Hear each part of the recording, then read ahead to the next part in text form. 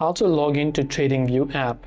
If you wish to log into TradingView app, it is actually quite very simple for us to do so. All we have to do is go ahead and then first of all, make sure to launch the TradingView application.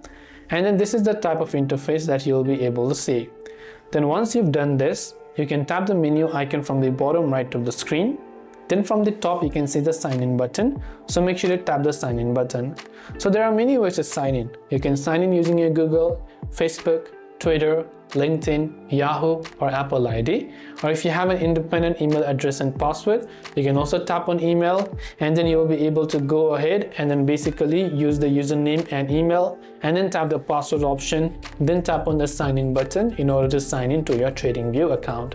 That's all it takes for us to go ahead and then basically sign into our TradingView account, or you can also continue with any of these services.